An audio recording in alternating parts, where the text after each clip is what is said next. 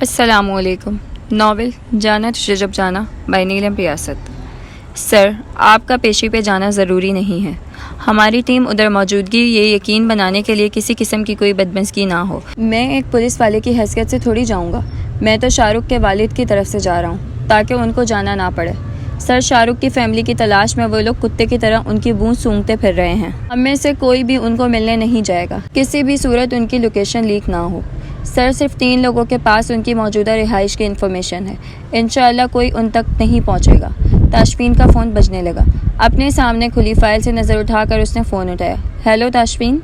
جی باجی شمائلہ، سب خیریت؟ نہیں میرے بھائی، اس لیے تو تمہیں کام کے وقت میں فون کر رہی ہوں۔ کیا ہوا ہے؟ وہ تمہاری بھابھی آئی ہوئی ہے اور چاچو چاچی سے بڑی بھی بدتمیزی کر رہی ہے۔ گھر پہ اس وقت اور کوئی نہیں ہے، تم کچھ کرو۔ تاشفین جانتا تھا کہ الماس کی زہریلی زبان کا ڈسا پانی بھی نہیں مانگتا۔ باجی شمائلہ، جگن کہاں ہے؟ جگن بھی گھر پہ نہیں ہے، آپ ابو سے میری بات کروائیں۔ اچھا، میں نیچے جاتی ہوں۔ میں تو چھت پہ کپڑے ڈالنے آئی تھی، عورت کے لڑنے کی آواز پہ چوکی کہ بھلا کون اس طرح لڑ رہا ہے۔ جگن تو ایسی ہے ہی نہیں۔ دوسری جانب شمائلہ کی آواز آنا بند ہو گئی کیونکہ الماس کی دھاڑ سنائی دینے لگی تھی۔ آپ نے تو شکر کیا ہوگا کہ جگن آپ کے اس کباڑ خانے میں آ گئی ہے۔ اتنے سے وقت میں ہی اس کی موجودگی کے اثرات یہاں نظر آ رہے ہیں۔ یہ جو رنگ و روغن ہوئے دکھائی دے رہے ہیں، میں گارنٹی دے سکتی ہوں یہ سب جگن نے کروایا ہوگا، کیونکہ آپ کو تو گند اور صفائی کا فرق نہیں پتہ، مگر وہ تو محلوں میں پلنے والی ہے۔ آج تک ایک پانی کا گلاس خود سے نہیں پیا، اور یہاں وہ کیسے رہ سکتی ہے؟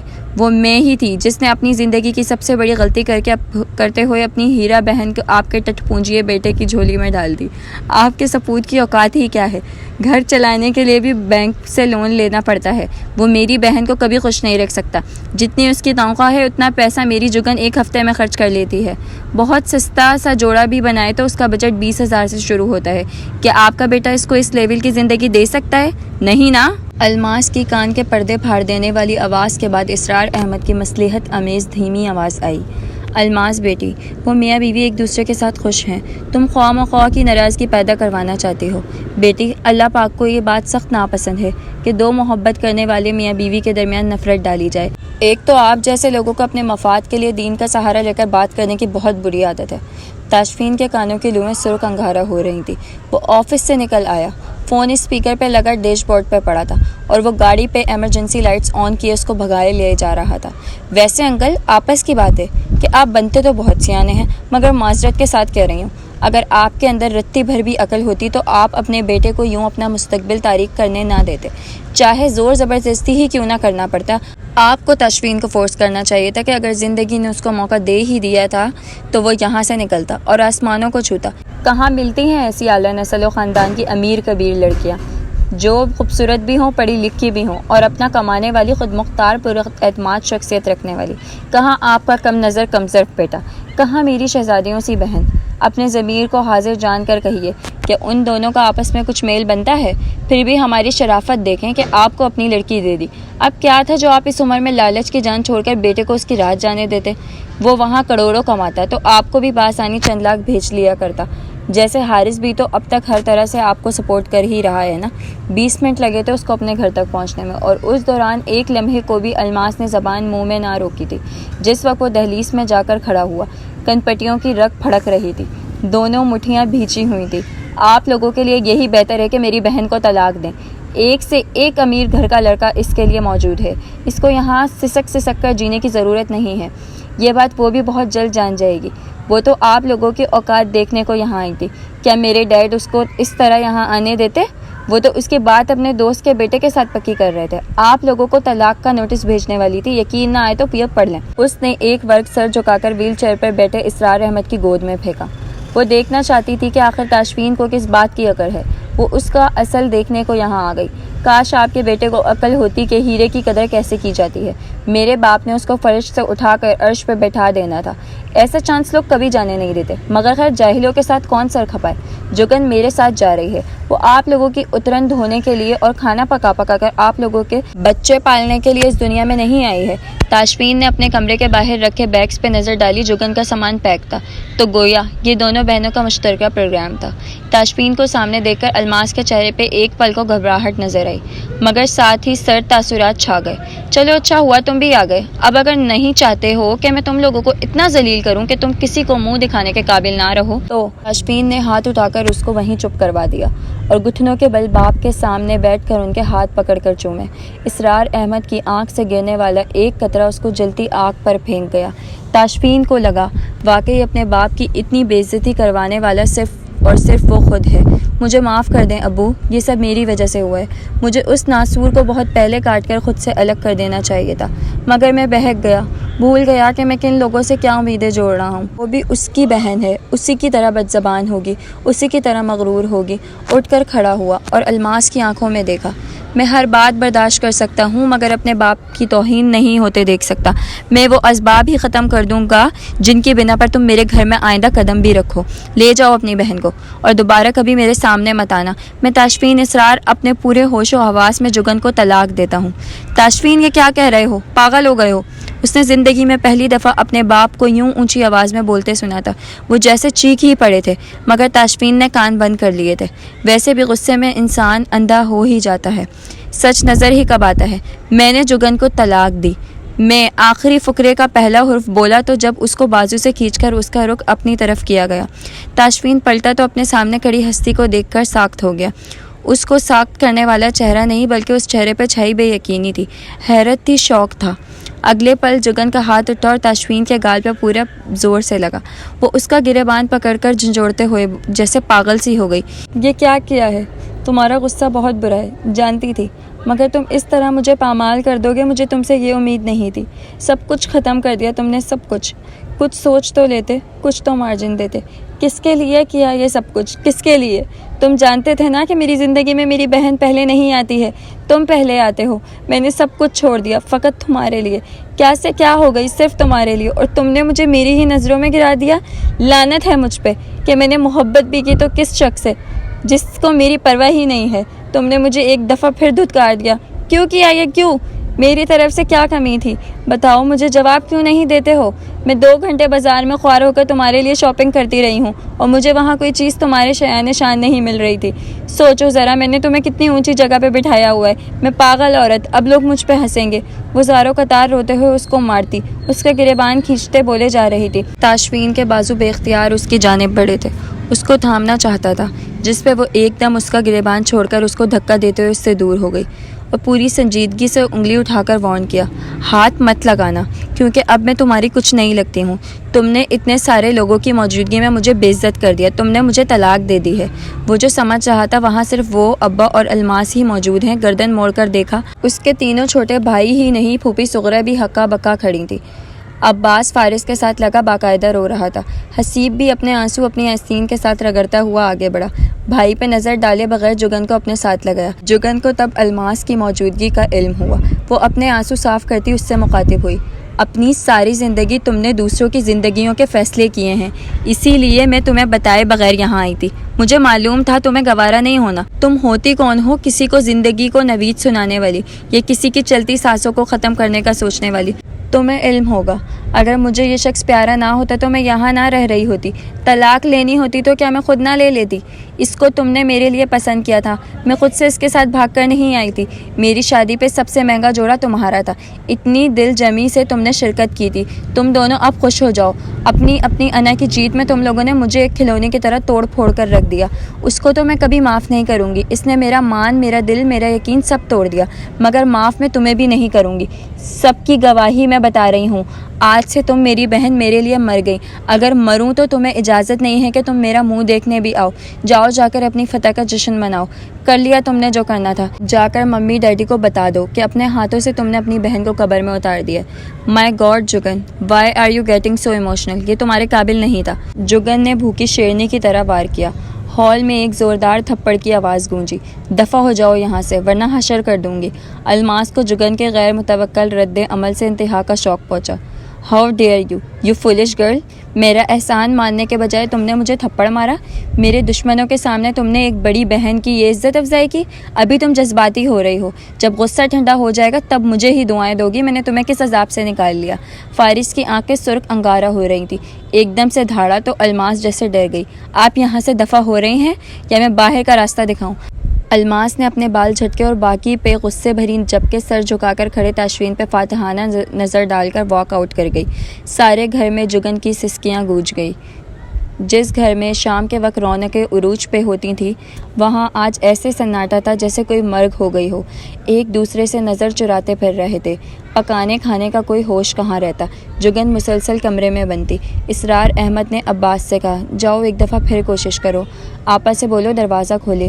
یوں اکیلی بیٹی روتی رہے گی. عباس اپنے آنسو صاف کرتے ان کے پہلو سے اٹھ کر حکم کی وجہ آوری کو چلا گیا. فارس تاشفین کی کوئی خبر ہے؟ اس وقت کہاں ہے؟ فارس ابا کے بیڈ پہ سرہانے منہ پہ رکھے چت لیٹا ہوا تھا. بھرائی ہوئی آواز میں بولا, میرے سامنے اس کا ذکر نہ کریں. میں اس کو کبھی معاف نہیں کروں گا, بلکہ بہتر ہے کہ وہ اب اس گھر سے دور ہی رہے. اتنا کہہ کر سرہانہ ایک جانب پھینکا اور کمرے سے نکل گیا. اسرار احمد نے پیچھے رہ جانے والے بیٹے کو دیکھا. حسیب گال کے نیچے ہاتھ رکھ کے گہری سوچ میں گم تھا. حسیب یار ان کو سمجھاؤ. میں نہیں چاہتا کہ تم لوگ اپنے بھائی سے نفرت کرو یا لڑو. ابو جی ہمارے گھر کو نظر لگ گئی ہے. بیٹے ہم کیا کہہ سکتے ہیں. مجھے بس جگن کی فکر ہے. میری بیٹی اس سب کی سزاوار نہ تھی. میں تو شرمندگی کے مارے اس کے سامنے بھی نہیں جا پا رہا ہوں. تم ہی ہمت کرو, میں نگی کو لے کر آتا ہوں. شاید اس کے کہنے پہ آپا دروازہ کھول دیں. حسیب کا جملہ اندر داخل ہوتے تاشفین کے کانوں تک پہنچ گیا تھا. نظر بے اختیار اپنے کمرے کے بند دروازے پر پڑی جہاں عباس دروازے کے ساتھ کان لگائے بول رہا تھا, آپا پلیز ایک دفعہ دروازہ کھول دو. ابھی ساری باتیں وہی ہی تھی کہ باہر کا دروازہ دھڑم کی آواز سے کھلا اور روتی ہوئی نگی اندر آئی. نصیب ہی پھوٹے ہوئے ہیں. خبردار جو اب میرے سامنے کسی نے شادی کا نام بھی لیا تو سارے کپڑے جوتے جہیز جو میرے لیے بناتی رہی ہیں میری اماں کو بولیں اب وہ سب جا کر کسی یتیم کو دے دیں. ان کی اپنی بیٹی کی شادی کوئی نہیں ہونی ہے. رونے کے دوران نگی اونچا اونچا بولتی جا رہی تھی. تاشفین نے وہیں روک لیا. اب کیا ہوا ہے؟ وہ کسی اور کے پیچھے مجنوں ہے. کون؟ وہی جس کو اماں نے داماد بنانا تھا. مر جانا مجھے فون پہ فون کر رہا تھا. میں نے ایک دفعہ بھی منہ نہیں لگایا. اب اس میں اتنی ہمت آ گئی ہے. پپو کو فون کر کے کہہ دیا کہ تمہاری بہن سے میری شادی گھر والے زبردستی کروا رہے ہیں. میں گھر چھوڑ کر بھاگ گیا ہوں. کسی بارات کا انتظار مت کرنا. ہائے مر جانے کو کوئی جا کر کہے کہ بغیرت انسان کہیں چلو بھر پانی میں ڈوب کے مر جا. اس کی ماں نے رشتہ مانگنے سے پہلے اپنے دلارے سے پوچھا تک نہ اور اٹھا کر سارا گھر ٹراک پیدا کر دیا. بغیر فل اسٹاپ کے بولتی جاتی ہو. ذرا دم لو. منیر نے فون کیا ہے؟ نہیں, اس کے باپ نے. منیر کے ساتھ شادی ہو رہی تھی تو اسی نے شادی سے انکار کرنا تھا نا. اس الو کے پٹھے کی یہ ہمت. تم رونا بند کرو, میں اس کو ڈھونڈ لیتا ہوں. ڈھونڈ کر کیا کریں گے؟ منتیں کریں گے کہ میری بہن سے شادی کر لو. بیچاری کو کوئی بہانے نہیں آتا. بتائے دے رہی ہوں. اب اگر میری اس کے ساتھ شادی کی تو میں شادی کے بعد اس کو زہر دے دوں گی. فارس سیڑھیوں کی جانب سے نمودار ہوا اور غصے سے پوچھا, کیا شور مچایا ہوا ہے؟ انسان اپنے ارد گرد کا کوئی خیال کر لیتا ہے. میری بہن وہاں اندر کمرے میں بیٹھی رو رہی ہے اور تم اپنے مسئلے لے کر آ گئی ہو. نگی ایک دم پریشان ہو کر پوچھنے لگی, روئیں اس کے دشمن؟ کیا ہوا ہے؟ اس کی طبیعت تو ٹھیک ہے نا؟ لاٹ صاحب نے اپنے اندھے غصے میں جگن آپا کو 2 بار طلاق دے دی ہے. ہیں؟ کیا بک رہے ہو؟ دماغ تو نہیں پھر گیا؟ تاشفین بھائی ایسا کیوں کریں گے؟ اتنی محبت کرتے ہیں وہ اپنی بیوی سے. مجھ سے تمیز سے بات کرو. کمال ہے, پھپھو نے جو تماشا یہاں دیکھا اسے گھر جا کر بتایا ہی نہیں. سب اپنی آنکھوں کے سامنے دیکھ کر گئی ہیں اور یہ کھڑے ہیں تمہارے تاشفین بھائی صاحب. براہ راست پوچھ سکتی ہو. تاشفین بھائی یہ کیا بھونک رہے؟ کہہ دیں مذاق ہے ورنہ میرا دل بند ہو جائے گا. وہ تاشفین کا بازو پکڑ کر پوچھ رہی تھی. تاشفین نے ایک نظر اس کو دیکھا اور پھر فارس پر نظریں جمائی جس نے ناراضی سے رخ موڑ لیا. جگن کا بھائی کچھ زیادہ ہی جذباتی ہو رہا ہے. یہ بات بھول رہا ہے کہ ابھی تک وہ میرے نکاح میں ہی ہے. 2 طلاقیں ہوئی ہیں. تیسری طلاق میں خود کروا دوں گا کیونکہ تم میری بہن کے قابل ہو ہی نہیں. فارس تمہارے منہ میں خاک. ہائے اللہ, اتنی بڑی بات ہو گئی اور مجھے کسی نے بتایا ہی نہیں ہے. تبھی کہوں اماں سر باندھے کیوں پڑی ہوئی ہیں. ابھی پپو کو بھیج کر ڈاکٹر سے دوا منگوائی ہے. بی پی لو ہو گیا تھا. اور شاباش ہے آپ کے بھی تاشفین, پھولوں جیسی بیوی ملی اور آپ نے اس کی بے قدری کرنے کی حد کر دی. ہائے میں اپنے دکھڑے رو رہی ہوں اور یہاں میری بہن پہ قیامت ٹوٹ گئی. کہتی ہوگی یہ اچھی دوست ہے کہ آ کر ایک دفعہ بھی خبر نہیں لی. کہاں ہے وہ؟ جگن میری جند جان کدھر ہو؟ وہ جگن کو آوازیں دیتی اس کے کمرے کی جانب بڑھ گئی. کدھر ہے وہ؟ معجزاتی طور پہ جگن نے نگی کی پہلی دستک پہ ہی دروازہ کھول دیا۔ نگی سیدھی جگن کے گلے لگ کر رونے لگ گئی۔ یہ مرد اس قابل ہی نہیں ہے کہ ان کے پیچھے رویا جائے۔ تم نے خبردار جو ایک بھی آنسو بہایا۔ ہائے میں شادی سے پہلے ہی بیوہ ہو گئی۔ جگن نے اس کو ایک دم سے خود سے دور کیا۔ کیا بک رہی ہو؟ منیر مر گیا؟ جگن کا ہاتھ سینے پہ گیا، اپنا رونا سب بھول گیا۔ اف اللہ، یہ کب ہوا؟ کیسے ہو گیا؟ ایسے کیوں اچانک؟ وہ تو ابھی جوان لڑکا تھا۔ کیا اس کا کوئی ایکسیڈنٹ ہو گیا؟ نہیں، تم کیوں پریشان ہو رہی ہو؟ مویا ہٹا کٹا کہیں بیٹھ کر تامل فلمیں دیکھ رہا ہوگا جن میں کیلے کی مدد سے دشمنوں کی گردنیں کاٹ دی جاتی ہیں۔ سچ، کل کسی نے واٹس ایپ پہ وہ ویڈیو بھیجی ہے جسے دیکھ کر پورے 5 منٹ تک میری ہنسی نہیں رکی۔ تمہارا کیا مطلب ہے؟ منیر ٹھیک ہے، مرا نہیں ہے؟ ٹھیک آدمی نہیں ہے اور مرا ہے نا، پر صرف میرے لیے ہے۔ یہ کیا کہہ رہی ہو نگی؟ مجھے کچھ سمجھ نہیں آ رہی۔ میرا سر درد سے پھٹ رہا ہے اور میرے معدے میں چوہے موج مستیاں کر رہے ہیں۔ منیر مجھ سے شادی نہیں کرنا چاہتا، بھگوڑا ہو گیا ہے۔ کس قدر کمزرف انسان ہے۔ تو وہ جو تمہارے پیچھے ایک دکان سے دوسری کا پیچھا کرتا تھا، وہ کیا تھا؟ پپو نے بھی یہی سوال پوچھا تھا۔ مویا کہنے لگا تب بھی موقع کی تلاش میں جاتا تھا کہ تمہاری بہن کے ساتھ اکیلے میں بات کرنے کا موقع مل جائے تاکہ اس کو بتا سکوں میں نے یہ شادی نہیں کرنی ہے، اور 1-2 دفعہ تمہاری بہن کو اشارہ بھی دیا ہے کہ بات سنو، ضروری بات کرنی ہے، پر تمہاری بہن شرمانے کی ایکٹنگ کرتی دور نکل جاتی تھی۔ اب یہی آخری راہ بچی تھی کہ گھر سے بھاگ جاؤں۔ اس آدمی کی گردن میرے ہاتھ لگ جائے، میں اس کی گچی مروڑ دوں گی۔ ہائے، اب تو بیوٹی پارلر کی بکنگ بھی کینسل کروانی پڑے گی۔ عباس بولا۔ نگی باجی، ویسے آپس کی بات بتا رہا ہوں۔ منیر کی ناک ٹیڑھی تھی۔ دلہا بن کر آتے تو بچوں تک نے گانا گانا تھا، اور تینو دلہا کینے بنایا پوتنی دے۔ نگی سب بھول کر ہاتھ پہ ہاتھ مار کر بولی۔ 1 نمبر کی بات کی تم نے عباس۔ چلا میرے بھائی، بریانی بنائے۔ چل جگن، آ میرے ساتھ، بریانی کھاتے ہیں، ساتھ نئی طرز کا رائتا بناؤں گی۔ ابھی پرسوں باجی فرزانہ سے ترکیب لی ہے، کدو کا رائتا۔ واہ کیا مزے کا تھا۔ منیر رویا کرے گا میرے کھانے یاد کر کر کے۔ کیا ہوا جو بھاگ گیا؟ ایک نہ ایک دن واپس تو آئے گا۔ اس کے گھر جا کر اس کی ماں کے سامنے اس کا قیمہ بنا کر آؤں گی۔ آفٹر آل میرا نام بھی نگی ہے۔ ہائے، فارس نے اس کی شامت مچانی تھی، پر اس وقت اپنی بہن کے لیے دکھی بیٹھا ہے۔ حسیب ذرا وہ گانا تو لگاؤ۔ ہنجو ہولے ہو گئے پارا لگے بسنا، لوکی سارا حال پوچھ دے، اونے پوچھیا اے نہیں جنوں او اساں دسنا۔ نگی جھوٹ مت بولو، جس کو تم بتانا چاہتی تھی سب سے پہلے اسی نے پوچھا تھا۔ حسیب گھر کی خاموشی سے اکتا گیا تھا۔ نگی کے ساتھ جگن کو کچن میں آتا دیکھ کر وہ بھی ان کے پیچھے آ گیا اور جان بوجھ کر نگی کو چھیڑنے کے لیے بیتو کی بات کی۔ نگی بھی نگی تھی، جانے کیسے دیتی، وہیں کمر پہ دونوں ہاتھ رکھ کر کھڑی ہو گئی۔ جگن، اپنے اس میسنے دیور کو سمجھا لو، ورنہ میرے ہاتھوں ضائع ہو جائے گا۔ حسیب بیچاری کو تنگ مت کرو، پہلے وہ اتنی دکھی ہے، اس کا اور میرا نصیب ایک سا ہی ہے۔ اس کا والا شادی سے پہلے بھاگ گیا کہ اس کو نگی پسند نہیں ہے، میرے والا منافق شادی کروا کر بھاگ گیا تھا اور میں پاگل پھر اس کے پیچھے چلی آئی۔ میرا جی چاہتا ہے کہ کوئی میرے منہ پر تھپڑ مار کر کہے کہ اس مرد کے لیے اپنی انا اور خودداری سب داغ دیا۔ انسان کو محبت سے کوسوں دور رہنا چاہیے۔ جب تک زندگی میں محبت نہیں آئی تھی میری زندگی میں امن ہی امن تھا، محبت کے آئی تباہ کاریاں ہی شروع ہو گئیں۔ اگر تشفین اسرار میری بات سن رہا ہے تو بزدل انسان غور سے سنو، میری جوتی روتی ہے تمہارے لیے۔ اور ہاں، یہ بھی سن لو، منیر بظاہر تم سے کمزور اور نکما ہے، مگر وہ شخص تم سے بہادر نکلا۔ جھوٹا رشتہ قائم کرنے کے بجائے وہ فرار ہو گیا۔ کاش تم بھی مجھ سے شادی کروانے کے بجائے فرار ہو جاتے۔ بیرونی دروازے سے قریب کھڑے تشفین کو یہ سب صاف سنائی دے رہا تھا۔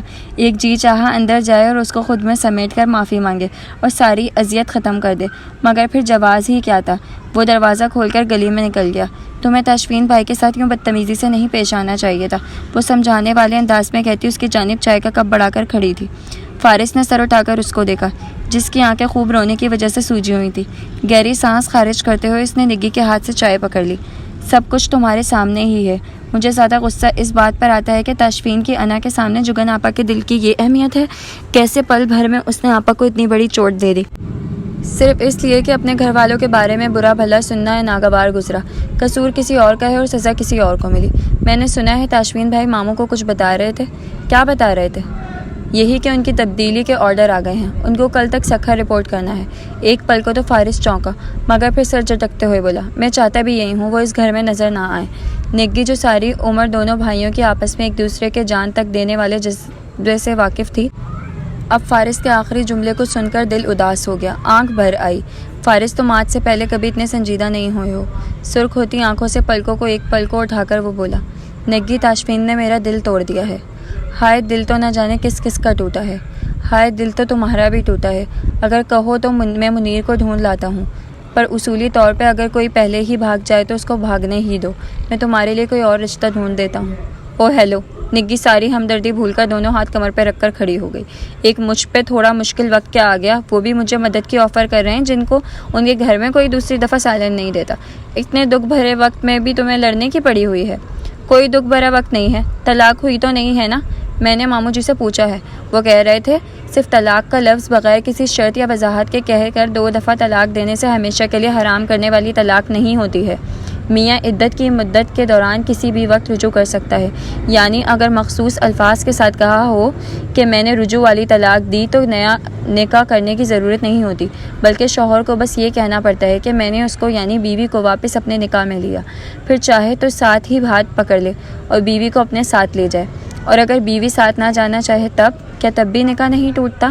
نکاح تب بھی قائم رہتا ہے, کیونکہ اگر نکاح نامے میں ایک طلاق کا حق عورت کے سپرد لکھ کر نہ کیا گیا ہو اور تینوں طلاق کا حق شوہر کے پاس ہی ہو تو طلاق کی جو بھی قسم ہو, یعنی رجوع والی یا 2 طلاق کے ساتھ واضح طور پر کہا ہو کہ یہ بغیر رجوع والی 2 طلاقیں ہیں, تو صرف شوہر کے کہنے پر ہی طلاق ہو سکتی ہے, اور شوہر ہی رجوع والی طلاق دینے کے بعد اسے منسوخ کرنے کا مالک بھی ہے. لہٰذا ماموں کہہ رہے تھے کہ یہ دونوں بغیر وضاحت والی طلاقیں ہوئی ہیں, لہٰذا جزوی طور پر نکاح قابل بحالی ہے. ان کی شادی پوری طرح نہیں ٹوٹی ہے. اگر عدت کی مدت گزر جاتی ہے تو تب پھر دوبارہ نکاح کرنا پڑے گا. بس اب تاشفین بھائی کو چاہیے جگن کو منا لے. ایک مولانا صاحب سے میں نے پوچھا ہے, ان کا تو کہنا ہے رجوع نہیں ہو سکتا. رجوع 1 طلاق کے بعد ہوتا ہے. جہاں 2 بغیر وضاحت والی طلاقیں ہوئی ہوں وہاں بھی رجوع ہو سکتا ہے, لیکن اگر بغیر رجوع کی وضاحت کے ساتھ طلاق دی ہو تو 2 طلاق کے بعد دوبارہ نکاح کرنا پڑتا ہے.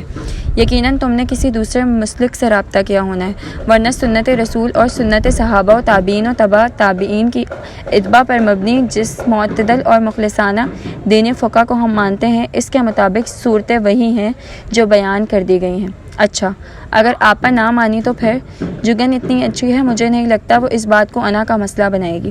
اچھا, یعنی اگر تمہارا منگیتر بھاگ گیا ہے تم اس کو معاف کرنے پہ تیار نہیں ہو, تو میری آپا اتنا بڑا گھپلا کرنے والے کو معاف کر دیں؟